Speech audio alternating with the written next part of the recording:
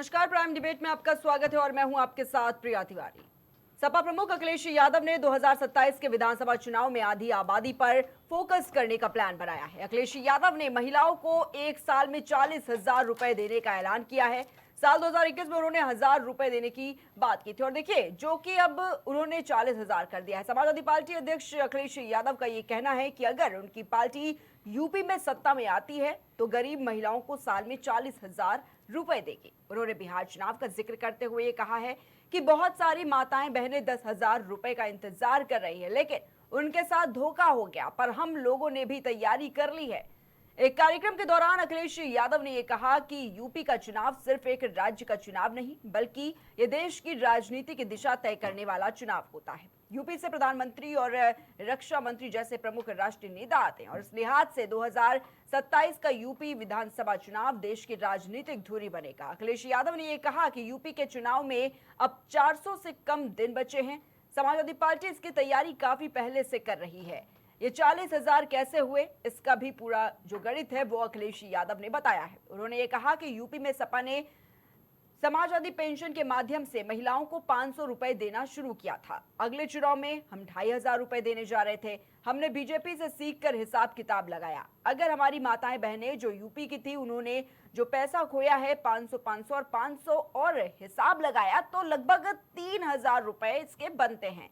12 महीने देने हैं तो हुआ 36,000 रुपए और इतने साल से जो पैसे नहीं मिले तो उसका इंटरेस्ट लगा ले तो हो जाते हैं 40,000 रुपए। तो देखिए उत्तर प्रदेश में चुनाव नजदीक है और कैसे जो फ्रीबीज की पॉलिटिक्स है वो भी देखी जा रही है साफ तौर पर, क्योंकि अगर बात की जाए इससे पहले जब चुनाव था यूपी में विधानसभा का, उसमें समाजवादी पार्टी ने 36,000 रुपए महिलाओं को देने की बात कही थी। और देखिए अब पूरा गणित जो है वो भी अखिलेश यादव ये समझाते हुए नजर आए हैं कि कैसे ये 40,000 रुपए है। तो देखिए साफ तौर पर अगर बात की जाए तो फ्रीबीज पॉलिटिक्स कहीं ना कहीं देखी जा रही है, जिसका मतलब कहीं ना कहीं जनता को लुभाने के लिए कैसे जो वादे हैं वो किए जा रहे हैं। और अब अखिलेश यादव ने यह साफ तौर पर कह दिया है कि अगर हमारी सरकार आती है तो हम महिलाओं को सालाना 40,000 रुपए देंगे। देखिए लेकिन बड़ा सवाल यह है कि आखिर ये आगामी चुनाव में कितना बड़ा फायदा पहुंचा सकती है समाजवादी पार्टी को। तो ये 40,000 कैसे हुए, इसका भी गणित अखिलेश यादव ने समझाया और ये कहा है साफ तौर पर कि उत्तर प्रदेश में सपा ने समाजवादी पेंशन के माध्यम से महिलाओं को 500 रुपए देना शुरू किया था और अगले चुनाव में हम 2,500 रुपए देने जा रहे थे। हमने बीजेपी से सीखकर हिसाब किताब लगाया और अगर हमारी माताएं बहनें जो यूपी की थी उन्होंने जो पैसा खोया है 500 रुपए और 500 और हिसाब लगाया जाए तो लगभग 3,000 रुपए जो है वो बनते हैं। तो वहीं 12 महीने देना है तो हुआ कुल 36,000 रुपए और इतने साल से जो पैसे नहीं मिले तो उसका इंटरेस्ट भी अखिलेश यादव ने यहां पर समझा दिया कि 36,000 में जो कुछ भी इंटरेस्ट है अगर वो भी लगा दे तो ये कुल 40,000 रुपए बैठता है। तो देखिए उस हिसाब से 40,000 रुपए सालाना गरीब महिलाओं को देने का वादा जो है वो अखिलेश यादव ने किया है। लेकिन कितना फायदा ये पहुंचा सकती है समाजवादी पार्टी को, ये देखने वाली बात होगी। तमाम तरह की जो योजना है वो भी अब गिनाने की बात करती हुई नजर आ रही है समाजवादी पार्टी। तो आज इसी पर हम खास चर्चा करेंगे कि आखिर जिस तरीके से ये फ्री बिल पॉलिटिक्स देखी जा रही है उत्तर प्रदेश में आगामी चुनाव को लेकर कितना फायदा किसको होगा और महिलाओं को क्या खुश कर पाएंगे अखिलेश यादव। तो देखिए तमाम तरह की योजनाएं जो है उसकी बात अब की जा रही है, मैनिफेस्टो पे नहीं, लेकिन देखिए एक एक करके जो जिक्र है वो बिल्कुल कहीं ना कहीं अखिलेश यादव यहाँ पर करते हुए नजर आए हैं। तो आज हम इसी पर चर्चा करेंगे। पैनल पर हमारे साथ खास गेस्ट भी जुड़ चुके हैं। सबसे पहले हम आपका उनसे परिचय करवा देते हैं। हमारे साथ भारतीय जनता पार्टी से विवेक श्रीवास्तव जी जुड़े हुए हैं। विवेक श्रीवास्तव जी बहुत बहुत स्वागत है आपका। हमारे साथ समाजवादी पार्टी से विवेक पांडे जी जुड़े हुए इस खास चर्चा में। विवेक पांडे जी बहुत बहुत स्वागत है आपका। हमारे साथ वरिष्ठ पत्रकार आदेश शुक्ला जी हमारे साथ जुड़े हुए हैं। आदेश जी आपका भी बहुत बहुत स्वागत है। आदेश जी सबसे पहले आप ही से शुरुआत करते हैं। जिस तरीके से देखा जा रहा है कि अभी उत्तर प्रदेश में चुनाव समय है होने को, लेकिन उससे पहले अखिलेश यादव ने जो है बड़ा बयान दिया है। उन्होंने कहा है कि 40,000 रुपए सालाना हम महिलाओं को देंगे अगर हमारी सरकार जो है वो सत्ता में आती है। क्या लगता है ये जो फॉर्मूला तैयार किया है महिलाओं को लुभाने के लिए कितना फायदेमंद साबित हो सकता है समाजवादी पार्टी के लिए? आदेश जी देखिए अभी उत्तर प्रदेश के चुनाव को लेकर जैसा कि समाजवादी भाई 400 दिन है बात समझिए, लगभग अभी 400 दिन, साल भर से ज़्यादा का समय बचा हुआ है। और पॉलिटिकल पार्टियां अभी से यूपी के इलेक्शन को लेकर एक्टिव हैं, जिसमें को समाजवादी पार्टी ज़्यादा एक्टिव है, इसमें कोई दो राय नहीं है। आप समाजवादी पार्टी को देखिए, चाहे कल आप उनका भाषण अगर आपने लोकसभा में सुना होगा तो उन्होंने बताया कि भाई वो अपनी बात कहने में सक्षम रहते हैं। एक बात क्लियर है, पार्लियामेंट में बात किसी चीज़ की हो रही थी, लेकिन उन्होंने अपने भाषण में ये कहा कि हमने जो है एसआईआर की बात हो रही थी, उन्होंने कहा कि एसआईआर पे हमने जो है पीडीए बनाए, पीडीए के लोगों के साथ जो है कर रहे हैं, एसआईआर के लिए हम लोग जा रहे हैं। और जो उत्तर प्रदेश में स्कूलों की स्थिति को लेकर था, उन्होंने उसका भी जिक्र कर डाला कि भाई हमारे पीडीए के लोग जो है गए थे वहाँ पर और उन्होंने बच्चों को पढ़ाने से लेकर, और फिर उन्होंने आखिरी में ये भी कह दिया कि भाई वहाँ पे मुकदमे दर्ज होते हैं उत्तर प्रदेश में। तो स्वाभाविक सी बात है, अगर विपक्ष की भूमिका में कहा जाए तो अखिलेश यादव एक विपक्ष की भूमिका अच्छी निभा रहे हैं। और ये कहा जाए कि एक विपक्ष की भूमिका में अगर देश में कोई अच्छा निभा रहा है तो मुझे लगता है कि अखिलेश यादव के बयान भी सधे हुए होते हैं। आप कांग्रेस के बयान देखिए और अखिलेश यादव के बयान देखिए। भाई अखिलेश यादव भी यूपी क्या देश में 3rd नंबर की उनकी पार्टी है, और ये बात सबको स्वीकार भी है, इसमें कोई किसी को वो भी नहीं है। हमें लगता है हमारे पड़ोस में जो प्रवक्ता जी बैठे हैं उनको भी कोई इससे दिक्कत नहीं है कि वो चुनाव जीते हैं, और ना इन्होंने कभी आरोप लगाया कि वो कैसे जीते। हाँ, वो अलग है कि विपक्ष जरूर कहता रहता है कि बीजेपी वोट चोरी करती है, बीजेपी ईवीएम से कर लेती है, लेकिन बीजेपी कभी भी जो है ये नहीं कहती है कि वो हारे या जीते। वो ये कभी नहीं कहती कि नहीं यहाँ पर भाई, जैसे कर्नाटक में रहा, कर्नाटक का आप हिसाब किताब देखिए तो कर्नाटक में अच्छी सरकार बनी। हिमाचल में रहा, हिमाचल में कांग्रेस की अच्छी सरकार बनी। तो बीजेपी ने कभी भी ईवीएम पर दोषारोपण नहीं किया। इसी तरीके से अगर आप देखिए उत्तर प्रदेश में, तो उत्तर प्रदेश में एक अखिलेश यादव अभी से चुनाव को लेकर एक्टिव हैं वो, और उनका चुनाव के लिए जो भी वो काम कर रहे हैं, भाई स्वाभाविक सी बात है, जिसके पास 37 सांसद हैं वो इस समय उनका चुनाव एक अच्छा चुनाव होगा, और उनके लिए चुनाव है भी अच्छा। अब वो कैसे होता है, वो इंडिया गठबंधन में जाते हैं कि नहीं जाते हैं, कि इंडिया गठबंधन के साथ उनका क्या रहता है क्या नहीं रहता है, ये एक अलग विषय है। लेकिन जैसे कि हाँ, अब आते हैं जो आपकी डिबेट का हिस्सा है कि 40,000 रुपए देने के लिए उन्होंने कहा है। भाई अखिलेश यादव ने, ऐसा तो है नहीं कि जो है, इससे पहले की गवर्नमेंट देखिए, उन्होंने क्या कहते हैं लैपटॉप बांटने का वादा किया था, लैपटॉप बटे भी, और लैपटॉप बटे, बच्चों तक पहुंचे भी, बहुत अच्छी चीज थी। मैं लैपटॉप के लिए, हाँ वो एक अलग बात है कि उस समय विपक्ष में भाजपा हुआ करती थी, तो भाजपा कहती थी कि नहीं लैपटॉप में धांधलेबाजी हुई है, लैपटॉप सबको नहीं मिला है, लैपटॉप का रेट ऐसा था वैसा था, वो कई बयानबाजी होती रहती। लेकिन हाँ, अखिलेश यादव ने उस समय वो कहा था कि भाई हम लैपटॉप बांटेंगे, तो वो बांटे, उन्होंने बांटे भी। अब समय अभी थोड़ा सा ज्यादा है, उन्होंने कहा है, उन्होंने पेंशन का अपना हिसाब किताब भी बता दिया कि 500 रुपए पेंशन बढ़ती थी, इतने महीने हो गए, इतने महीने से लेके 36,000 रुपए होता है, सारा उन्होंने कैलकुलेशन भी बताया आपको। तो अभी चुनाव है, अभी चुनाव में तो बहुत सारी चीजें आएंगी, अभी आपको और पार्टियां आएंगी, बताएंगी, कोई कहेगा हम बिजली फ्री दे रहे हैं, कोई कहेगा कि हम इतने यूनिट कर देंगे, कोई कहेगा हम सिलेंडर कर रहे हैं, कोई कहेगा हम ये। तो ये चुनाव से पहले ये फ्री बीज पॉलिटिक्स जो है वो बिल्कुल देखने को मिलती है। ये फ्री बीज पॉलिटिक्स का जो वो है, जन्म हुआ है, ये दिल्ली से हुआ था। आपको याद होगा अरविंद केजरीवाल ने ये जो फ्री वाली सिस्टम बात कही थी, है ना। तो ये अरविंद केजरीवाल को मैं मानता हूं कि ये जो पॉलिटिकल चीज़ों के अंदर में लाए हैं, ये जो है ये अरविंद केजरीवाल लाए थे। और आज अरविंद केजरीवाल की तो सीट नहीं है, अरविंद केजरीवाल दिल्ली के मुख्यमंत्री भी नहीं है, और उनकी क्या कहते हैं, पंजाब में सरकार है, ऐसी बात नहीं है, एक राज्य में उनकी सरकार इस्टेब्लिश कर रही है।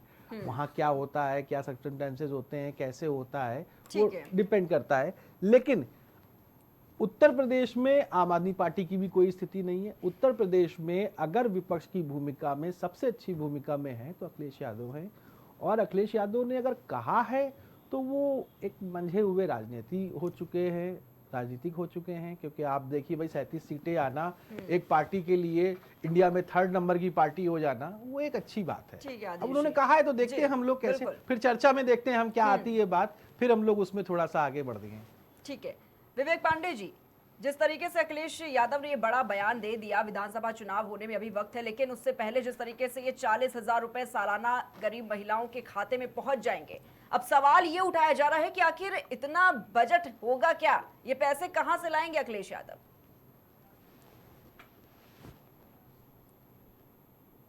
मंच पे उपस्थित सभी सम्मानित पैनलिस्टों को मैं प्रणाम करूंगा और अपनी बातों को अनुमोदन के साथ अभिव्यक्त करने की अनुमति पूरे मन से मैं चाहूंगा। देखिए, बजट कहाँ से आएगा ये मैं स्पष्ट कर दे रहा हूँ। अभी जैसे वर्तमान में उत्तर प्रदेश की अगर बात की जाए तो मुख्यमंत्री सुमंगला योजना, कन्या सुमंगला योजना पहले से चल रही है। निराश्रित महिला पेंशन योजना, जिसको विधवा पेंशन योजना जो हमने चलाई थी, नाम बदल दिया। सामूहिक विवाह योजना, जिसमें भ्रष्टाचार बलिया में पकड़ा गया था।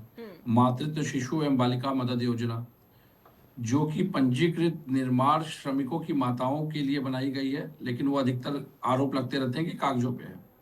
स्टैम्प ड्यूटी में छूट, प्रधानमंत्री मातृ वंदना योजना जैसी योजनाएं पहले से संचालित है, जिस पर कि हमने कभी सवाल नहीं उठाया, लेकिन सीएजी की जो रिपोर्टें आती रहती हैं वो इनको स्वयं सवाल और कटघरे में खड़ा करती हैं। अब आपने एक सबसे महत्वपूर्ण सवाल पूछा कि ये पैसा कहाँ से आएगा। जो हमारा अभी रूट प्लान, ग्राउंड प्लान हमने तैयार किया है, जितना हमने होमवर्क करके सीखा है, इम्प्रूव्ड रेवेन्यू कलेक्शन, राजस्व संग्रह में सुधार करने की आवश्यकता पड़ेगी। एक कुशल और भ्रष्टाचार मुक्त प्रशासन के माध्यम से राज्य के कर राजस्व, जीएसटी संग्रह हो गया, उत्पाद शुल्क आदि में वृद्धि करने का प्रयास किया जाएगा। बेहतर अनुपालन से अतिरिक्त धन का सृजन होना ही होना है। पूर्व में इसको हमने करके दिखाया है, जिसके अतिरिक्त धन का उपयोग ऐसी योजनाओं में किया जा सकता है। पहली बात, अनावश्यक सरकारी खर्चों में कटौती की जाएगी। भाई, मौजूदा सरकार के जो फिजूल खर्ची है, जैसे हमारा जो पहले सूचना विभाग का बजट होता था 100 करोड़ के आसपास होता था, आज भाजपा वो 8,000 करोड़ के आसपास का बजट लेके चलती है। तो मुझे लगता है ये फिजूल खर्ची, विज्ञापनों पे खर्च, परियोजनाओं में जो देरी हो रही है, जो होर्डिंग पोस्टर बैनर लगवाते हैं मोदी जी, योगी जी, इनमें कटौती करके सूचना विभाग का जो बजट है उसको कम करने की आवश्यकता है। उससे कम से कम ये लाभ होगा कि वो पैसा सीधे राजस्व संग्रह में जाएगा। सरकारी योजनाओं का युक्तिकरण, रैशनलाइजेशन ऑफ स्कीम, ये कई मौजूदा या प्रभावी या ओवरलैपिंग सरकारी योजनाओं को मिलाकर एक किया जा सकता है। जैसे कन्याओं से जुड़ी अगर 2 योजनाएं, 3 योजनाएं, तो उनको एक योजना में परिवर्तित किया जा सकता है, जिसमें कि हम राजस्व बचाने का प्रयास करेंगे। ऋण का प्रबंधन और पुनर्गठन, डेप्ट मैनेजमेंट एंड रिस्ट्रक्चरिंग, एक हमारा उद्देश्य ये रहेगा कि राज्य के मौजूदा ऋण का जो एक बनाया हुआ है, प्रारूप तैयार है, उसका बेहतर प्रबंधन और कम ब्याज दरों पे पुनर्वित्त पोषण करके ब्याज भुगतान में बचत की जा सकती है, जिसका उपयोग इस योजना में किया जा सकता है। केंद्र सरकार से हम अपने लिए स्पेशल स्टेटस के अकॉर्डिंग अतिरिक्त बजट की मांग कर सकते हैं। वो निर्भर करता है कि केंद्र सरकार उस पर क्या नजरिया रखती है, नहीं रखती है, वो उनका उद्देश्य है। अब जैसे अभी मैं भाजपा की बात करूं तो जिस योजना की बात हमने की है, देखिए मैं आपको 2-3 चीजें स्पष्ट कर दूं। महिला समृद्धि योजना भाजपा ऑलरेडी चला रही है। उत्तराखंड में डीबीटी योजना चल रही है। हरियाणा में लाडो लक्ष्मी योजना है, 2100 रुपए दिए जाते हैं। सुभद्रा योजना उड़ीसा में है, 10,000 रुपए दिए जाते हैं। माझी लाडली बहन योजना महाराष्ट्र में है, 1500 रुपए देते हैं। और लाडली बहन योजना मध्य प्रदेश की सार्वजनिक है। तो मुझे लगता है कि जैसे ये राज्य ऑपरेट कर रहे हैं, और योगी जी का तो दावा है ना कि भारत का सबसे उन्मुख अर्थव्यवस्था और अर्थव्यवस्था को कारित करने वाला प्रदेश इस समय उत्तर प्रदेश है। तो मुझे लगता है जो टेक्निकल पॉइंट्स मैंने रखे, अगर हम इस पे सही होमवर्क करेंगे तो हम ये मान के चल रहे हैं कि यकीनन हम वो पैसा यहाँ से जनरेट करके लाएंगे जिससे कि इस योजना को सफल प्रमूर्त रूप दिया जा सकता है। ठीक है विवेक पांडे जी। विवेक श्रीवास्तव जी, जिस तरीके से देखा गया कि बिहार में जब चुनाव थे तो कैसे महिलाओं के खाते में एनडीए कैसे पैसा दे रही थी 10-10 हजार रुपए, क्या लगता है क्या वही वाले स्कीम को यहाँ पर फॉलो करने का काम अब अखिलेश यादव कर रहे हैं, और जो 40,000 रुपए सालाना उनके बैंक अकाउंट में डालने की बात जो कही जा रही है, किस तरीके से देख रही है भाजपा? देखिए प्रिया जी, बिहार में हमने मुख्यमंत्री रोजगार योजना के तहत गरीब महिलाओं को 10,000 रुपए की सहायता दी, और इसके साथ दी कि यदि आपका टर्नओवर अच्छा रहेगा तो आपको 2 लाख रुपए तक की सहायता दी जाएगी। हमने उद्यम के लिए दिया। हमारा ध्येय स्पष्ट है, हम देश को, प्रदेश को, महिलाओं को उद्यमशील बनाना चाहते हैं, और जब आधी आबादी उद्यमी होती है तो उसका प्रभाव पूरे परिवार के परिवेश पे पड़ता है। हमारा देखा देखी वहाँ तेजस्वी जी ने भी कहा था कि हम 30,000 रुपये देंगे। जनता ने उनके वादे पे भरोसा नहीं किया। कुछ उसी तरह का वादा अखिलेश जी का है, और जिस तरह का वादा अखिलेश जी कर रहे हैं इसी तरह के कई वादे उनके पूर्व में मुलायम सिंह जी यहाँ उत्तर प्रदेश में कर चुके हैं। मुझे याद है एक दिन मुलायम सिंह जी ने घोषणा की कि हर थाने में मुस्लिम दरोगा नियुक्त होगा, लेकिन जब भर्ती की लिस्ट आती थी तो सब जाति विशेष के और एक क्षेत्र विशेष के लोग भर्ती हो जाते थे। समाजवादी पार्टी का ये जो बयान है कुछ इसी तरह से है कि घर में नहीं दाने अम्मा चली भुनाने, करना कुछ है नहीं, घोषणा कर दिया। जब इसको आप गणित लगाने बैठेंगे तो उत्तर प्रदेश में 7.15 करोड़ महिला मतदाता है। 40,000 के हिसाब से 2860 अरब रुपए होता है, और उत्तर प्रदेश का जो कुल बजट है वो 80,08,736 करोड़ का है। अब इतना बड़ा पार्ट जिस तरीके से अखिलेश जी घोषणा कर रहे हैं, मुझको नहीं लगता कि किसी के गले के नीचे उतरने वाली बातें हैं। और फिर जो गुंडा राज इस प्रदेश ने इनका देखा है, कौन बहन बेटी इनको मत देगी और इनकी सरकार बनवाएगी? सबको अपनी सुरक्षा की गारंटी चाहिए, और ये सबको मालूम है कि बहन बेटियां सुरक्षित किसके राज में है, योगी आदित्यनाथ जी के राज में, भाजपा राज में, एनडीए के राज में। जो अराजकता इनके शासन काल में रही वो सबको याद है। जवाहर बाग हत्याकांड से लेकर के तमाम ऐसे कांड हैं जिससे पूरा प्रदेश अराजकता की भेंट चढ़ चुका था, और जनता ने नकारा। आज ये घोषणाएं चाहे जितनी कर लें, किसी घोषणा से जनता को इनके सरोकार नहीं रखती। बाकी हमारी आपकी चर्चा के लिए विषय ठीक है, चर्चा भी हो रही है। हमारे पत्रकार मित्र शुक्ला जी ने भी बड़ी अच्छी अच्छी बातें की, लेकिन मुझको नहीं लगता कि ये कहीं चर्चा परवान चढ़ने वाली है। रही बात जो लोकसभा के परिणाम रहे, एक भ्रम का वातावरण विपक्ष ने बनाया, सीटें आई, हम जनमत का स्वागत करते, हमने जनमत से कभी मुंह नहीं मोड़ा। लेकिन भ्रम की जो माहौल में जो सीटें निकल गई, कांट की हांडी प्रिया जी बार बार नहीं चढ़ती, एक बार चढ़ गई। ठीक है विवेक श्रीवास्तव जी। आदेश जी, जिस तरीके से ऐलान तो कर दिया गया अखिलेश यादव की तरफ से कि अगर हमारी सरकार आती है यूपी में तो हम कैसे महिलाओं के बैंक खातों में 40,000 रुपए सालाना देंगे, लेकिन फिर बड़ा ये सवाल उठता है कि इतना तो उत्तर प्रदेश का क्या बजट बर्दाश्त भी कर पाएगा ये 40,000 रुपए सालाना हर महिलाओं के बैंक में?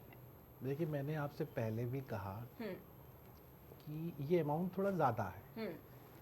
अगर इस अमाउंट को थोड़ा सा कम बताया जाता तो ये बात, अभी बिहार में क्या हुआ था, आप बिहार का इलेक्शन ले लीजिए, बिहार में भी क्या कहते हैं, तेजस्वी ने भी कुछ ऐसे ही एक अमाउंट रखा था, 30,000 रुपये। ये बात बिहारियों को नहीं समझ में आई। बात समझिएगा। हम्म। अब ये बात अखिलेश यादव कितना अपने लोगों तक पहुंचा सकते हैं, जनता तक कर सकते हैं। भाई देखिए, उन्होंने तो कह दिया कि भाई हम 30-40 हज़ार रुपये देंगे। उन्होंने 30 हज़ार रुपये कहा था। फिर उनसे पूछा गया था कि आप इतना पैसा कहाँ से अरेंज करोगे आप। फिर उन्होंने गोल मोल बात करी। फिर उन्होंने कहा कि नहीं, पैसा अरेंज हो जाएगा। अब बिहार की बात हो गई, बिहार में सरकार बन गई एनडीए की, स्वाभाविक सी बात है। अब ये देखना, हाँ, जैसे ये 40 हज़ार रुपये का अमाउंट जो है और उत्तर प्रदेश की जो आबादी है उसमें महिलाओं की संख्या है। हाँ, जैसे अखिलेश यादव ने कहा था कि बच्चे पास होंगे तो हम लैपटॉप देंगे, उन्होंने दिया। वो संख्या एक संख्या थी, वो दिया, उसकी मैं तारीफ भी करता हूँ। लेकिन ये इतना बड़ा अमाउंट वो कैसे मैनेज करेंगे? हालांकि ऐसा तो है नहीं कि वो मुख्यमंत्री रहे नहीं हैं, वो मुख्यमंत्री रहे हैं। और भैया, सरकार बनने के बाद एक मुख्यमंत्री किस तरीके से मैनेजमेंट करता है, हाँ, ये बात अलग है कि जितना उन्होंने बताया है, अगर उस हिसाब से उसका कैलकुलेशन किया जाए तो वो उत्तर प्रदेश के बजट से कई गुना आगे निकल जाएगा। अब समस्या ये है कि बजट को किस हिसाब से, भाई जैसे अभी समाजवादी पार्टी के प्रवक्ता भी जो है बता रहे थे कि हम बजट को कम करेंगे, कई चीज़ों पे बजट जो आपके यहाँ विवेक जी का, ये लोग कह रहे हैं कि भाई आप लोग फिजूल खर्ची बहुत करते हैं। तो अब आप ये बताइए, आप फिजूल खर्ची कहाँ कर रहे हैं?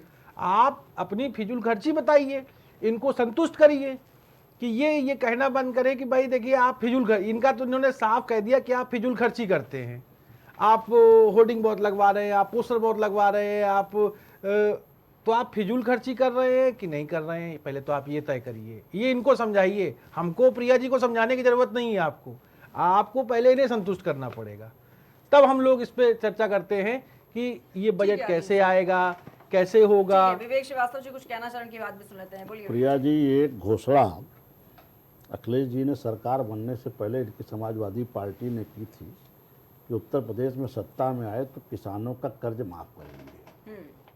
किया माफ, लेकिन किसका किया? भूमि विकास बैंक से जिन किसानों ने कर्ज लिया हो उसका माफ किया। पता चला भूमि विकास बैंक से कर्ज लेने वाले तहसील में 1 या 2 किसान थे, इस तरह का माफ किया। तो इस तरह की जो घोषणाएं हैं वो उत्तर प्रदेश की जनता, पढ़ी लिखी जनता है, उसके सिरे नहीं चढ़ने वाली। ठीक है, विवेक पांडे जी, क्या कुछ जवाब देंगे आप इस पर? जी, देखिए, मैं आंकड़ों के माध्यम से समझा दूं प्रिया जी। जी बोलिए। आज भाजपा अपनी ही बातों में फंस रही है। मुझे नहीं पता क्यों ये फंसना चाह रहे हैं, जबकि ये आर्थिक विषय की बात है, आंकड़ों की बात है। देखिए, ये बात पहले तो मैं स्पष्ट कर दूं, यूपी में जो जनसंख्यात्मक आंकड़े हैं महिलाओं के, अगर हम उस पर चर्चा कर ले पहले, तो मुझे लगता है 9.5 करोड़ महिलाएं उत्तर प्रदेश में हैं। बिहार के आंकड़ों में ये संख्या हो जाती है 4.98 करोड़। उत्तर प्रदेश भारत की तीसरी सबसे बड़ी अर्थव्यवस्था होने के दावे भाजपा करती है वर्तमान में, और योगी जी इस बात को कई मंचों से बोल चुके हैं। बिहार में और उत्तर प्रदेश की जब तुलना आप करेंगी, प्रति 1000 पुरुषों में उत्तर प्रदेश में 912 महिलाएं, बिहार में 918। बिहार का लिंगानुपात उत्तर प्रदेश की तुलना में बेहतर है। पहली बात, यूपी की तीसरी बड़ी इकोनॉमी होने के नाते बिहार की जो अर्थव्यवस्था है यूपी के बजट की 1/3 है। यूपी में 8.8 लाख करोड़ का राजकीय बजट है, तो बिहार में वो है 3.15 लाख करोड़। अगर ये बिहार की सभी महिलाओं को चुनाव के समय जो अनुमानता बताया जा रहा है कि 12,500 कुछ रिपोर्ट बता रही है और कुछ रिपोर्ट 14,000 करोड़ बता रही है, तो 12,500 करोड़ और 14,000 करोड़ और 1/3 बजट में ये बिहार में सारी महिलाओं को अगर 10-10 हजार रुपए बांट सकते हैं, तो यूपी की जो उसका 4 गुना बजट होने के नाते इस उद्देश्य को हम क्यों प्राप्त नहीं कर सकते? मेरा तो सीधा सवाल है, मैं आंकड़ों पे बात कर रहा हूँ। ठीक है विवेक इसको ये बता दें, या तो ये कहें देखिए, एक बड़ा कि ये सवाल ये झूठ भी कहते उठाया हैं जा कि रहा ये है इस तीसरी वक्त सबसे कि बड़ी अर्थव्यवस्था है। जब आप चुनाव हार रही है समाजवादी पार्टी, तो कैसे महिलाओं के बैंक खातों में सालाना 40,000 रुपए देने की बात कर रही है, लेकिन जब सरकार में थे तब महिलाओं के लिए क्या किया? देखिए ऐसा है, जितनी योजनाएं आज महिलाओं की उत्तर प्रदेश में चल रही हैं, चाहे वो सामूहिक विवाह योजना हो, चाहे वो कन्या शिक्षा योजना हो, ये सारी योजनाएं समाजवादी पार्टी की थी, जिसपे कि इन्होंने केवल नाम बदल करके उसको संचालन करने का काम किया है। और मैं अभी स्पष्ट कर दूं, मैंने ओपनिंग स्टेटमेंट में ही ये पैसा कैसे आएगा उसके लिए मैंने 5-6 पॉइंट टेक्निकली मैंने रख दिए थे सामने, क्योंकि पैसा कहीं बाहर से नहीं आएगा, पैसा उत्तर प्रदेश के राजस्व से ही आएगा। और मैंने अभी स्पष्ट किया कि तीसरी बड़ी अर्थव्यवस्था होने का दावा अगर आप करते हैं, उसका 1/4 बिहार की जब अर्थव्यवस्था है, और आप बिहार में जब लगभग जो मैंने आंकड़ा दिया 4.98 करोड़ महिलाओं में कुछ को छोड़कर अगर आप वहां सभी के खातों में पैसा डाल रहे हैं, तो क्या तीसरी बड़ी अर्थव्यवस्था होने के या तो दावे को आप नकारिए कि आप झूठ बोलते हैं, और या तो जो बजट है उसमें अगर हम कह रहे हैं कि हम वहां से वो पैसा इसी राजस्व से निकालेंगे, ठीक है, तो विवेक उसमें पांडे आपको जी। संशय क्यों है? लेकिन इससे पहले भी अगर बात की जाए, जो चुनाव हुए थे इससे पहले उत्तर प्रदेश में 2021 में, तब भी 36,000 रुपए देने का वादा किया था अखिलेश यादव ने, वो भी महिलाओं को समझ में नहीं आया। क्या इस बार भी जो 40,000 का वादा किया गया है वो भी क्या कुछ ऐसा ही रंग दिखाएगा? देखिए एक बात समझ लीजिए, जो बिहार में इन्होंने 10-10 हजार रुपए खातों में चुनाव के समय डाले हैं ना, तो जैसे एक महिला 4 को बता रही थी, जो एक बात आ रही थी सामने कि माउथ मार्केटिंग बहुत होती है, तो सबसे बड़ी अर्थव्यवस्था होने के नाते उत्तर प्रदेश की महिलाएं 40,000 रुपए मिनिमम उद्यमी किसी भी कृत्य को कार्य को शुरू करने के लिए डिजर्व करती हैं। और वो पैसा, मुझे लगता है भाजपा को तो इसका स्वागत करना चाहिए। भाजपा संशय में और परेशान क्यों है? भाजपा को परेशान क्यों है भाई? भाजपा भी वही उद्देश्य लेके चल रही है, तो कई राज्यों में ये प्रचलन यही लेके तो आए हैं। यूपीए सरकार में पहली बार ये व्यवस्था लागू की गई थी एलपीजी सिलेंडर की सब्सिडी के लिए, सीधे सब्सिडी का लाभ मिलने, इसलिए ये यूपीए सरकार लाई। लेकिन इसको प्रचलन में लाने वाले तो भाजपा ही है, जो कई राज्यों में आज संचालन कर रहे हैं। और मैं कह रहा हूं, चाहे आप करें चाहे हम करें, बतौर राजनीतिक दल अगर उद्देश्य हमारा महिलाओं को देना है और महिलाओं का जनता के टैक्स के पैसे से ही हम उनको वापस करेंगे, तो इसमें भाजपा को आपत्ति क्या है भाई? हम तो आपकी बनाई तीसरी अर्थव्यवस्था ठीक है, पे विवेक ही पांडे जी। इस राजस्व को जमा करने की बात कर रहे हैं। ठीक है, विवेक श्रीवास्तव जी, क्या कुछ आपत्ति है? क्या जवाब देंगे इस पर? देखिए प्रिया जी, आपत्ति नहीं है, इनकी नीयत पे संदेह है, और हमें नहीं जनता को भी। पूर्व में इनकी जो सरकारें रही उत्तर प्रदेश में, उन्होंने कभी अपने वादों को पूरा करने का काम नहीं किया। जब इन्होंने कन्या विद्याधन योजना की बात की, तो उसमें भी सुप्रीम कोर्ट ने इनको फटकारा। ये मुस्लिम बच्चियों को दे रहे थे, हिंदुओं की गरीब बच्चियों की अवहेलना कर रहे थे। इनका तुष्टीकरण भी दिखा इनकी पुरानी योजनाओं में। इनको जनता ने उत्तर प्रदेश के ऐसे नहीं नकारा, किसानों ने नकारा, महिलाओं ने नकारा, युवाओं ने नकारा, उद्यमियों ने नकारा। और इन्होंने बदले में प्रदेश को दिया क्या? प्रदेश को दिया, कहीं दंगा दिया, कहीं हत्याकांड दिया। रही सही कसर गायत्री प्रजापति ने मुख्यमंत्री आवास के बगल में एक महिला का चीरहरण करके दे दिया। तो समाजवादी पार्टी ने जो अराजकता इस प्रदेश को परोसी है, मुझे नहीं लगता कोई उत्तर प्रदेश का नागरिक समाजवादी पार्टी के किसी दावे वादे पे विश्वास करेगा। हमें इनके मंशा पे शक है। लेकिन चुनाव में तो अभी वक्त है ना विवेक श्रीवास्तव जी, वो तो कह रहे हैं कि अभी 400 अगर दिन बचे हुए हैं, तो अब उन्होंने भी तो अपना एक फॉर्मूला तैयार कर लिया है ना, किस तरीके से जो कमियां रह गई थी उस पर भी तो कह रहे हैं अखिलेश यादव कि हम उस पर काम करेंगे। अभी ये कैसे तय कर सकते हैं कि जनता किसको पसंद करेगी, किसको नहीं पसंद करेगी? बात प्रिया जी ये नहीं है, बात ये है कि आपको जनता ने एक मौका दिया था, आपने उस मौके पे जनता को क्या दिया? किसानों को धोखा दिया, युवाओं को धोखा दिया, महिलाओं को धोखा दिया, प्रदेश की कानून व्यवस्था अराजकता के मुंह में झोंक दी। तो इस प्रदेश की जनता ने निराश होकर के आपको सत्ता से बाहर किया। ठीक है विवेक श्रीवास्तव जी, विवेक पांडे जी आऊंगी आपके पास, लेकिन विवेक श्रीवास्तव जी से सवाल। विवेक श्रीवास्तव जी, अभी आप ये जो सवाल उठा रहे थे कि भाई जब समाजवादी पार्टी की सरकार थी तब क्यों नहीं महिलाओं के लिए कुछ किया गया, और ये भारतीय जनता पार्टी लगातार ऐसे सवाल उठा रही है जब से अखिलेश यादव का ये बयान सामने आया है। लेकिन देखिए वो ये कह रही है साफ तौर पर कि तमाम योजनाएं तो हम लेकर आए, भारतीय जनता पार्टी ने तो सिर्फ नाम बदलने का ही काम किया है, और सिर्फ महिलाओं के लिए योजनाओं के लिए नहीं, तमाम ऐसी योजनाएं हैं समाजवादी पार्टी की जिस पर सिर्फ और सिर्फ भारतीय जनता पार्टी ने उसका नाम बदल दिया। तो क्या ये भारतीय जनता पार्टी की योजनाएं हो जाएंगी? क्या जवाब देंगे इस देखिए, पर? योजनाएं न इनकी है न हमारी योजनाएं सरकार की होती है। सरकार की इच्छा शक्ति मंशा उन योजनाओं के क्रियान्वयन में दिखती है कि हम उस योजना का क्रियान्वयन कितनी ईमानदारी से करते हैं। जैसे फूड सेफ्टी बिल कांग्रेस के शासन में आया, लेकिन कांग्रेस ने उस अपने शासन में उस पर कभी काम नहीं किया। उसको अमल में नरेंद्र मोदी जी के नेतृत्व में लाया गया।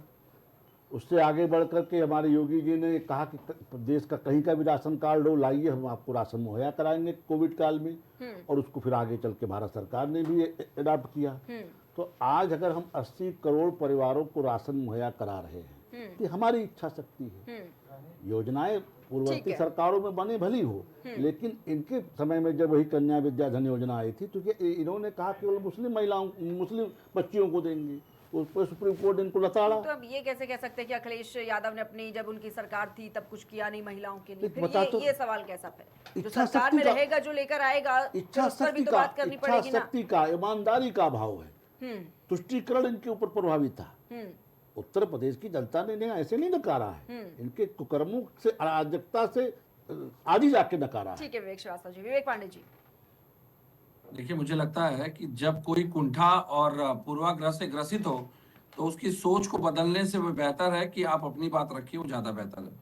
मैं इनकी किसी भी बात पे इसलिए नहीं जाऊंगा कि जो काम आदरणीय अखिलेश यादव जी ने कर दिया, ये उसका स्वप्न भी नहीं देख सकते करने का। जितने लैपटॉप उन्होंने बांट दिए, इन्होंने आते ही सबसे पहले उसी योजनाओं को बंद किया था, जिससे कि ये, अच्छा सबसे बड़ी बात, इस मंच पे चलिए आदेश भैया बैठे हैं, प्रिया जी आप हैं, विवेक जी तो है ही। कौन आरोप लगाता था एमवाई फैक्टर का? और तुष्टीकरण की बात अभी किसने की? हमारे ऊपर तुष्टीकरण का आरोप लगा करके मुस्लिम शब्द इन्होंने इस्तेमाल कर दिया। जब सरकारी योजनाएं सामूहिक रूप से आप सभी के लिए लागू करने की बात करते हैं तो वहां पे जाति का शब्द आपके मुंह से आना कहीं ना कहीं आपकी तुष्टीकरण वाली मानसिकता को स्वयं स्पष्ट कर देता है। उसके लिए मुझे कोई तर्क देने की आवश्यकता ही नहीं, क्योंकि भाजपा जब तक किसी मुस्लिम या मुस्लिम नाम का इस्तेमाल ना करे, इनका ना दिन शुरू होता है ना इनकी रात खत्म होती है। पहली बात। दूसरी बात, जिन योजनाओं की बात हो रही है, अभी मैंने एक बात कही कि इस पैसे को कैसे सृजित किया जाएगा, उसका उदाहरण मैंने प्रस्तुत किया। अब मैं आपके मंच पे एक सवाल रख रहा हूं, वरिष्ठ पत्रकार इस बात से वाकिफ होंगे। उत्तर प्रदेश से एक बहुत बड़ा औद्योगिक घराना शुरू हुआ, सहारा इंडिया, सभी जानते हैं, और उस सहारा इंडिया को समाप्त करने में जिस तरह से बीजेपी सरकार और बीजेपी सरकार के लोगों ने भूमिका निभाई, वो भी मीडिया में, सोशल पटल पे सार्वजनिक रूप से उसके भी डेटा उपलब्ध है, पढ़िएगा इसको, कभी रिसर्च करिएगा। इन्होंने न किसी उद्योगपति को पनपने दिया, न इन्होंने किसी ऐसे इंडस्ट्रियलिस्ट को पनपने दिया जिसके विपक्ष से संबंध रहे हो। आज डीआरटी की अगर बात करें, डेप्ट रिकवरी ट्रिब्यूनल में एक तरफ तो ये कहते हैं कि हम स्टार्टअप की बात कर रहे हैं, हम एमएससी में लोन दे रहे हैं, पीएम प्रधानमंत्री रोजगार गारंटी की योजना चला रहे हैं। और जरा आप एक बार डीआरटी का भी अपने कैमरामैन के साथ भेजिएगा किसी को। डीआरटी में छोटे छोटे मुद्दों पे, रिकवरी के नाम पे, ऋण वसूलने के नाम पे, जिस तरह से नए स्टार्टअप से लेकर के एस्टैब्लिश उद्योगपतियों को परेशान किया जाता है, वो या तो व्यापार कर ले और या तो सरकार की ध्वस्त नीतियों के कारण अपनी संपत्ति बचा ले। सरकार की तरफ से कोई योजना नहीं है, सरकार की तरफ से योजना है बस चंदे लाओ और हमें चुनाव जिताओ। ठीक है विवेक पांडे जी। अगर आप उसके विरुद्ध गए, अगर आपने निष्पक्षता भी दिखाई तो सरकार की कार्रवाई के शिकार हो जाएंगे आप। बोलिए। देखिए प्रिया जी, मैंने इनके शासन काल में एक योजना कन्या विद्याधन योजना का नाम लिया था। आप बैठे हैं आदेश जी, वरिष्ठ पत्रकार हैं, इनको जानकारी स्पष्ट होगी कि उस पर सुप्रीम कोर्ट ने इनको लताड़ा जब इन्होंने कहा कि हम इसमें मुस्लिम बच्चियों को देंगे। तो तुष्टीकरण इन्होंने अपने शासन काल में किया, हम उसके चर्चा कर रहे हैं। अब उससे भी इनको आज शर्म आ रही है, इन्हीं के कार्यकाल की शर्म आएगी भाई। शर्मिंदा है ना। कैसे कैसे शब्द इस्तेमाल करते हैं प्रिया जी, मतलब ये संयमित शब्दों में बात नहीं कर पाते। आप कह रहे तुष्टीकरण की हम बात कर किया आपने, अगर मुस्लिम शब्द आपने इस्तेमाल किया था, मैंने थोड़ी इस्तेमाल किया था। अभी मुस्लिम वर्ड की आर्थिक चर्चा है, उसमें मुस्लिम कहाँ से आ गया? अरे भाई, आप आर्थिक चर्चाओं में मुस्लिम कहाँ से आ गया? समस्या ये है कि आप नए नए सफाई हुए हैं, आप अपना रिकॉर्ड देख लीजिए, सुप्रीम कोर्ट ने आपको लताड़ा है, आप वरिष्ठ पत्रकारों से चर्चा कर लीजिए। ठीक है आदेश जी, इसको थोड़ा सा, इस पर न्यूट्रल जवाब लेना बहुत जरूरी हो गया है। देखिए, लेकिन पहले इस पर जवाब दे दीजिए आदेश जी, उसके बाद सवाल रखती हूँ मैं एक और। देखिए जो बात कही गई है कि तुष्टीकरण वाली, जो पॉलिटिकल पार्टियां ये करती रहती हैं, मैं सभी पॉलिटिकल पार्टियों को लेता हूँ।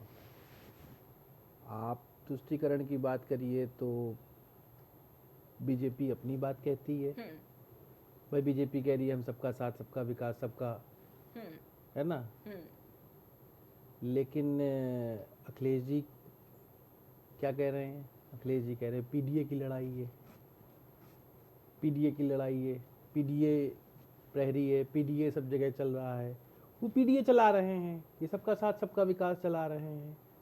तो ये समझने की एक बात होगी, देखिए हमको आपको नहीं समझना है। ये जितनी भी चर्चा हो रही है ये जनता के समझ में कितनी किसको आएगी।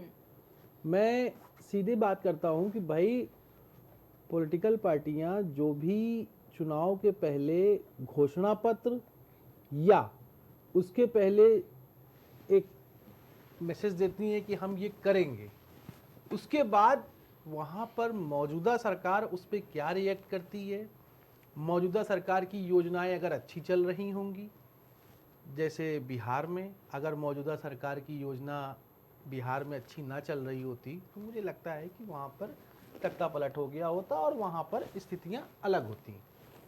इसी तरीके से क्या कहते हैं, अभी इसके पहले इलेक्शन हुआ हरियाणा में, अगर वहाँ मौजूदा सरकार की जो नीतियाँ हैं, जो चीज़ें हैं, वो अगर ठीक ना चल रही होती, क्योंकि मुझे लगता है हरियाणा में भी दोबारा सरकार बनी है, 2 बार खट्टर जी रहे हैं और 1 बार आधे पे धर्म सिंह सैनी आ गए थे, वहाँ पर तिवारा बनी है। तो अगर वो नीतियाँ अच्छी नहीं होती तो प्रिया जी आप बात समझिए कि वहाँ पर देखिए जनता बहुत ही वो है, जनता को आपको समझना पड़ेगा, आपको जनता का बताना पड़ेगा, आपको जनता के बीच जाना पड़ेगा। अब जनता के बीच जो ज़्यादा जा रहा है, जनता के बीच जो ज़्यादा करेगा, जनता के बीच जो ज़्यादा रहेगा, जनता उसके साथ रहेगी। अब आप उसके बाद ये कहिए कि चुनाव कैसे मैनेजमेंट होता है, चुनाव में सिस्टम क्या होता है, सारी बातें हैं। और अभी मैंने पहले ही डिबेट में कहा कि पॉलिटिकल पार्टियां अपने हिसाब से अपने लोक लुभावने वादे जो है करती रहती हैं। कौन सा वादा कितना है, अभी तो अखिलेश जी ने एक वादा किया है और अभी बीजेपी देखिएगा कितने वादे करेगी। बिल्कुल आदेश जी, देखिए क्या अगर हो सकता है, क्या आप ये कहने को तैयार हैं? करें जी बिहार की, मैं उसी पे आ रहा हूँ। जी बिल्कुल आइए। जैसे बिहार में अभी इलेक्शन के पहले जो है इन्होंने कहा कि हमने आती विवेक पांडे जी कि महिलाओं को जो है हमने 10-10 हज़ार रुपए दे दिए। अब मान लीजिए उत्तर प्रदेश में ऐसी ही स्कीम लाकर पैसे पहले ट्रांसफर हो गए, बात समझिएगा, मैं ये नहीं कह रहा हूँ कि हो ही जाएंगे, मान लीजिए महिलाओं को लेकर यहाँ पर एक कोई अच्छी सी स्कीम आई आखिरी ईयर में और चुनावी वर्ष होगा तो आखिरी ईयर में एक बजट उनके पास होगा, उन्होंने उठा के ट्रांसफर कर दिया, सेंट्रल से हो गया मान लेते हैं, तो फिर इस वादे का क्या होगा? भाई तेजस्वी ने भी वहाँ वादा किया ना। तो मेरा एक मकसद है कि ऐसे वादों से बचना चाहिए, ऐसे वादों से बचना चाहिए। बिल्कुल बिल्कुल आदेश जी, देखिए ये समझना बहुत जरूरी है, क्योंकि जब बिहार में जो महिलाओं का कहना था, उनका ये कहना, देखिए वो तो पहले से 10,000 रुपए उनके बैंक खातों में आ रहे हैं, उनको वहां तक पहुंचना ही नहीं है। जो उनके जो घोषणाएं हैं वो सर के ऊपर से निकल जाए, देंगे आप ये कह रहे हैं, और उनको तो पहले मिल गया। महिलाओं को छोड़ के आदेश जी, देखिए उन्होंने ये भी अपने घोषणा पत्र में कहा था इंडिया गठबंधन ने कि भाई हम एक एक घर में सरकारी नौकरी देंगे, लेकिन वो समझ रही है जनता भी, जनता बेवकूफ तो नहीं है, वो भी बहुत अच्छे से जानती है, देश के युवा है, पढ़े लिखे हैं, वो भी बहुत अच्छे से जान रहे हैं कि कौन सा जो मैनिफेस्टो जारी तो कर दिया जाता है, लेकिन उस पर भी तो वो अपना दिमाग लगाते हैं ना। जनता बहुत समझदार है, जनता बहुत समझदार है और जनता के हिसाब से चलना पड़ेगा। बहुत ज्यादा ऐसे लोक लुभावने वादे भी नहीं होने चाहिए जिस पर जनता यकीन ना कर पाए। देखिए थोड़ा बहुत करके अगर जनता यकीन करती है, देखिए स्वाभाविक सी बात है कि उत्तर प्रदेश में अगर माहौल या स्थितियां चुनाव के समय या कोई ऐसी बात होती है तो सत्ता में परिवर्तन होगा, ठीक है, जनता खुद ही सत्ता से परिवर्तन कर देगी। अब डिपेंड करता है कि अगर जनता मान लीजिए खुश है, भाई जैसे लोकसभा में उसने परिवर्तन किया, अगर ये टेम्पो जो है, ये जो हाइप जो समाजवादी पार्टी ने क्रिएट किया है, हाँ। इस हाइप को वो सस्टेन कर ले जाती है आगे तक ठीक है 2027 आदित्य के इलेक्शन में, जी, जी, तो ठीक है। जनता इनका सपोर्ट ठीक है। करेगी, मुझे लगता है। वरना तो ठीक है आदेश जी, विवेक जी की विवेक पांडे सरकार जी है से भी ही जवाब है। मिले तो फिर विवेक श्रीवास्तव जी आती हूँ आपके पास। विवेक पांडे जी। देखिए, दो बातें मैं पहले स्पष्ट कर दूं। बोलिए। एक आरोप इनके ऊपर लगा है बिहार चुनाव में कि जो विश्व बैंक द्वारा वित्त पोषित परियोजना के लिए बिहार के लिए 21,000 करोड़ का जो बजट दिया गया, उसमें 14,000 करोड़ की उसी धनराशि का इस्तेमाल इन्होंने खातों में स्थानांतरित करने के लिए किया, जिसका कि उद्देश्य कुछ और था। दूसरा, एक स्पष्ट आरोप नहीं है, ये रिपोर्ट है सीएजी की 2023-24 के बिहार वित्त रिपोर्ट में। सीएजी ने कहा है कि 70,877 करोड़ के 49,649 उपयोगिता प्रमाण पत्र, यूसी जिसे कहते हैं, वो अभी तक नहीं सार्वजनिक हुए हैं, ना सरकार ने दिए हैं कि उस धनराशि का उपयोग इन्होंने कहाँ किया है, किस उद्देश्य के लिए किया है। और 31 मार्च 24 तक वो लंबित है, उद्देश्य भी साबित नहीं कर रहे हैं। तो ये जो बजट आ रहा है, उसका बजट का इस्तेमाल केवल और केवल चुनाव के लिए कर रहे हैं। अगर योजनाओं की बात की जाए, जो अभी इन्होंने एक आरोप लगाया कि योजनाओं का किस तरीके से ये ध्रुवीकरण करते हैं। हमने समाजवादी पेंशन योजना दी उत्तर प्रदेश को, इन्होंने उसको कर दिया मुख्यमंत्री पेंशन योजना। अगर योजना सही नहीं थी तो आप भी बंद करते या उसको बदलते। आपने उसी योजना का नाम मुख्यमंत्री पेंशन रख दिया। समाजवादी एम्बुलेंस सेवा हमने 108 102 चलाई, उसका नाम कर दिया एम्बुलेंस सेवा, कोई बात नहीं। समाजवादी पूर्वांचल एक्सप्रेसवे, उसका नाम आपने केवल पूर्वांचल एक्सप्रेसवे किया, समाजवादी को हटा दिया। समाजवादी किसान एवं सर्वहित बीमा योजना, मुख्यमंत्री किसान एवं सर्वहित बीमा योजना कर दिया गया। शादी अनुदान योजना जो थी उसी को कन्यादान योजना कर दिया गया। तो मेरा ये कहना है कि आप ये जो अधिकारियों की बैसाखी पकड़ के सरकार पे टिके हुए हैं, नवरत्न आपके टीम 11, टीम 11 या 9 जो भी है आपकी, उनसे जरा बैठ करके आप पहले इस आर्थिक आंकड़ों को समझिए कि जितना आप सूचना प्रचार प्रसार पे खर्च कर रहे हैं बजट, उसका मुझे लगता है कि बहुत नाम मात्र बजट उत्तर प्रदेश सरकार पूर्व में संचालित करती थी और ज्यादातर योजनाओं का लाभ सीधे सीधे जनता को देने का काम हम करते थे। अब एक उदाहरण और मैं आपको स्पष्ट कर दे रहा हूं, इसको भी देख लीजिए आप। हमने जब योजनाओं को हमने लागू किया तो उन्हीं योजनाओं का ये पहले विरोध करते रहे। एक योजना थी समाजवादी योजना, जिसमें कि गरीब महिलाओं के 15-16 के आसपास 500 रुपए 45 लाख गरीब महिलाओं के खातों में पेंशन के नाम पे दी जाती थी समाजवादी पेंशन योजना में। वर्तमान में वो 1,000 रुपए है मुख्यमंत्री पेंशन योजना के नाम पे, लेकिन वो मात्र 30 से 35 लाख महिलाओं को दे रही है। मतलब सीधे सीधे 10 से 15 लाख के आंकड़े इन्होंने घटा दिए। और मुद्रास्फीति की जो गिरती दर है, उसके हिसाब से 1,000 का मूल्य 500 के बराबर नहीं आज। ठीक है विवेक तो ये तो इनकी कार्यप्रणाली है। ठीक है। डॉलर बढ़ रहा है, रुपया गिर रहा है, और इनके नेताओं के बयान भी सार्वजनिक है कि कितनी अर्थशास्त्र की समझ है इनको। तो मुझे लगता है कि जब योजनाएं जनहित की बात हो रही है तो उसमें हिंदू मुस्लिम ढूंढने से बेहतर है योजनाओं को सफल क्रियान्वित कैसे किया जाए उस पर चर्चा करते, तो आज ये सार्थक चर्चा और अच्छी निकल के आती।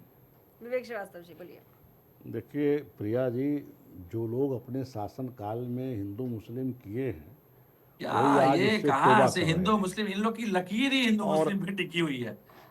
ये मतलब जिस मुझे तरह लगा की कि इतना घोषणाएं कहने कर के बाद रहे हैं, कुछ तो सार्थक आएगा, लेकिन उसके मैंने कहा ना, न दिन शासन होगी न काल सुबह में, होगी। अब आप बोल चुके न रात विवेक होगी। जी, जवाब ले लीजिए। ये जी जी जी। आपको जानकारी नहीं है, आप ही के शासन काल में इस तरह की योजना में पारदर्शिता नहीं रखी गई, पार्टिशलिटी की गई। जानकारी आदेश तो बैठे आपको भी हैं। नहीं है कि कितना काला धन इस समय चला गया, जिसके आदेश लिए आप बैठे एसआईटी हैं, बनाने जा रहे ठीक थे, है। Task force. जिस विषय पे आप चर्चा कर रहे हैं, आप यहाँ से बिहार भाग गए और प्रदेशों अरे में क्यों, चले गए। बिहार की तर्ज पे बात हो रही है। आप अभी तक ये नहीं समझा पाए कि जो योजना अखिलेश जी ने आपकी अभी घोषणा की मैंने है, अपनी उसको कैसे ओपनिंग स्टेटमेंट इम्प्लीमेंट में समझा करेंगे। दिया। और समस्या रही यह बात, अर्थशास्त्र की, आप लोग को ज्ञान नहीं है ठीक अर्थशास्त्र का, है इसे आप भाई। समझ नहीं पाए। नहीं, ठीक है, मैंने शुरू में ही अपनी मैंने कहा था मैं टेक्निकल पॉइंट ठीक है विवेक पांडे जी। अब प्रिया जी उसके लिए मैं जिम्मेदार नहीं हूँ, ये ना ठीक है समझ भाई। पाए। आप अखिलेश जी और वगैरह आप ही लोग तो चाणक्य के खानदान से आए ठीक हैं। है नहीं नहीं, विवेक श्रीवास्तव जी, इतिहासकार मुद्दे पर आइए और को उसी पर बात भारत करते का हैं। गवर्नर बना के विश्वविद्यालय आप लोगों ने से चले सार्थक जाए। कर दिया अर्थव्यवस्था को। देखिए ऐसा है प्रिया जी, इनकी बातों को उत्तर प्रदेश की जनता गंभीरता से नहीं लेती। उसका पुराना नहीं नहीं नहीं, तजुर्बा इनके बिल्कुल बारे में उत्तर खराब प्रदेश है। की पूरी जनता इनको एक और तरफा वोट करती है। जहाँ तक जो महिलाओं को लक्ष्य करके योजनाएं लाने की कोशिश कर रहे हैं, मैं इनकी जानकारी के लिए बता दूं कि उत्तर प्रदेश में तमाम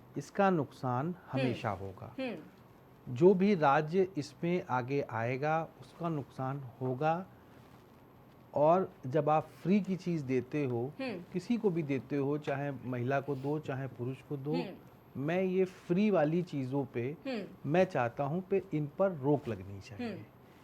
लोक लुभावने वादे ऐसे होने चाहिए जो आप पूरे कर पाओ, सीधी सी बात है। दूसरी सबसे बड़ी बात है कि इस तरीके के बयानबाजी से आदमी में ठीक है कि आप मदद करना चाहते हो, किसी तरीके से करना चाहते हो, सत्ता में आओ, सत्ता में ऐसी योजना बनाओ, लेकिन वो सत्ता में जीतने के बाद, ठीक है आदेश जी, इलेक्शन के पहले ऐसी घोषणाएं नहीं होनी चाहिए। ठीक है आदेश। मेरा ये मानना है कि आप सत्ता में जीत के आइए, आप जो योजना बनाना चाहते हैं आप तुरंत योजना बनाइए और उसका 5 साल तक लोगों को दीजिए। अगर जनता आपकी योजना को अच्छा समझेगी तो करेगी, आपको बैक करेगी, नहीं तो आपको रिवोक कर देगी। ठीक है आदेश जी, ठीक है।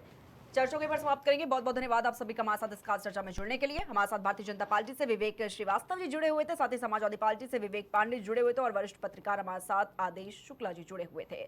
तो जिस तरीके से अखिलेश यादव का बयान सामने आया है कि वो अगर सत्ता में आते हैं तो कैसे 40,000 रुपए सालाना गरीब महिलाओं के बैंक खातों में देंगे, और आज हमने इसी पर चर्चा की कि आखिर किस तरीके से जो बयान है वो जनता जो है वो पसंद करेगी या फिर नहीं, ये तो 2027 में यूपी की जनता ही तय कर लेगी। लेकिन देखिए तमाम तरह के सवाल इस पर उठते हुए नजर आ रहे हैं। भारतीय जनता पार्टी ने भी ये सवाल उठाया है कि आखिर ये जो इतने बड़े बड़े वादे अखिलेश यादव कर रहे हैं, पहले भी उनको हार का सामना करना पड़ा था और 27 में भी हार का सामना करना पड़ेगा। और देखिए ये भी एक बड़ा सवाल देखा गया इस बयान के बाद कि आखिर उत्तर प्रदेश का क्या इतना बड़ा बजट झेल भी पाएगा ये जो ऐलान अखिलेश यादव ने किया है। तो आज इसी पर चर्चा हुई। फिलहाल इतना ही, आप देखते रहिए प्राइम।